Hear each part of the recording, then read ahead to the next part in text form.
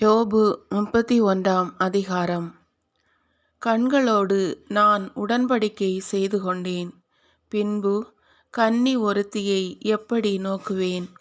வானின்று கடவுள் வழங்கும் பங்கென்ன? விசும்பினின்று எல்லாம் வல்லவர் விதிக்கும் உரிமை என்ன? தீயோர்க்கு வருவது கேடு அல்லவா? கொடியோர்க்கு வருவது அழிவு அல்லவா? என் வழிகளை அவர் பார்ப்பதில்லையா? என் காலடிகளை அவர் கணக்கிடுவதில்லையா? பொய்மையை நோக்கி நான் போயிருந்தால், வஞ்சகத்தை நோக்கி என் காலடி விரைந்திருந்தால், சீர்தூக்கும் கோலில் என்னை அவர் நெருக்கட்டும். இவ்வாறு கடவுள் என் நேர்மையை அறியட்டும். நெறி தவறி என் காலடி போயிருந்தால், கண்ணில் பட்டதையெல்லாம் என் உள்ளம் நாடியிருந்தால், என் கைகளில் கரையேதும் படிந்திருந்தால், நான் விதைக்க இன்னொருவர் அதனை உண்ணட்டும். எனக்கென வளர்பவை வேரோடு பிடுங்கப்படட்டும். பெண்ணில் என் மனம் மயங்கி இருந்தால், பிறரின் கதவருகில் காத்து கிடந்திருந்தால், என் மனைவி மற்றொருவனுக்கு மாவரைக்கட்டும். மற்றவர்கள் அவளோடு படுக்கட்டும். ஏனெனில் அது தீச்செயல், நடுவரின் தண்டனைக்குரிய பாதகம். ஏனெனில் படுகுழி வரை சுட்டெரிக்கும் நெருப்பு அது. வருவாய் அனைத்தையும் அடியோடு அழிக்கும் தீ அது. என் வேலைக்காரனோ வேலைக்காரியோ எனக்கெதிராய் வழக்கு கொணரும்போது, நான் அதை தட்டி கழித்திருந்தால், இறைவன் எனக்கெதிராய் எழும்போது நான் என்ன செய்வேன்? அவர் என்னிடம் கணக்கு கேட்டால் நான் என்ன பதில் அளிப்பேன்? கருப்பையில் என்னை உருவாக்கியவர்தாமே அவனையும் உருவாக்கினார். கருப்பையில் எங்களுக்கு வடிவளித்தவர் அவர் ஒருவரே அல்லவோ? ஏழையர் விரும்பியதை ஈய இணங்காது இருந்தேனா? கைம்பெண்டிரின் கண்கள் பூத்துப்போகச் செய்தேனோ?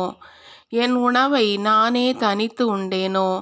தாய் தந்தையற்றோர் அதில் உண்ணாமல் போயினரோ? ஏனெனில் குழந்தை பருவம் முதல் அவர் என்னை தந்தை போல் வளர்த்தார். என் தாய் வயிற்றிலிருந்து என்னை வழிநடத்தினார்.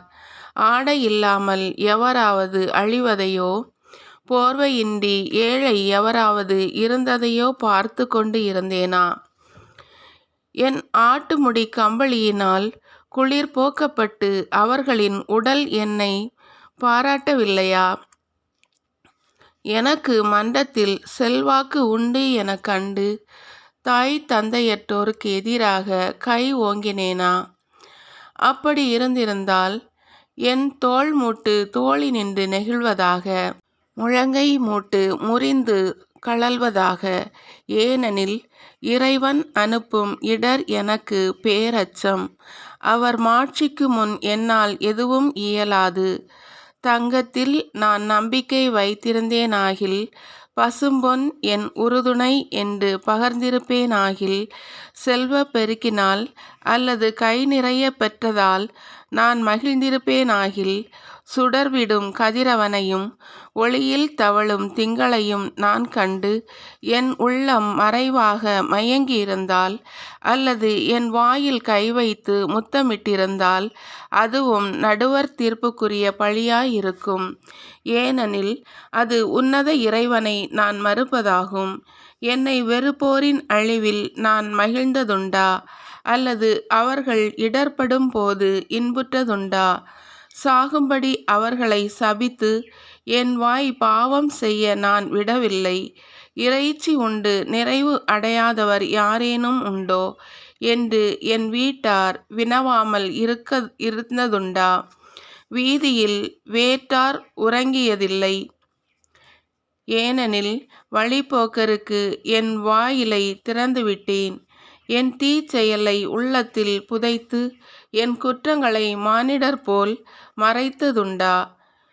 பெருங்கும்பலைக் கண்டு நடுங்கி, உறவினர் இகழ்ச்சிக்கு அஞ்சி நான் வாழாதிருந்ததுண்டா?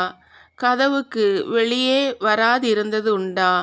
என் வழக்கை கேட்க ஒருவர் இருந்தால் எத்துணை நன்று. இதோ என் கையொப்பம். எல்லாம் வல்லவர் எனக்கு பதில் அளிக்கட்டும். என் எதிராளி வழக்கை எழுதட்டும். உண்மையாகவே அதை என் தோள் மேல் தூக்கிச் செல்வேன். எனக்கு மணிமுடியாக சூட்டிக்கொள்வேன்.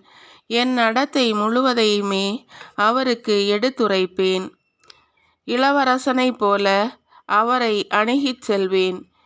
எனது நிலம் எனக்கெதிராய் கதறினால், அதன் படைசால்கள் ஒன்றாக அழுதால், விலை கொடாமல் அதன் விளைச்சலை உண்டிருந்தால், அதன் உரிமையாளரின் உயிரை போக்கியிருந்தால், கோதுமைக்கு பதில் முட்களும் வார்கோதுமைக்கு பதில் கழையும் வளரட்டும். யோபுவின் மொழிகள் முடிவுற்றன.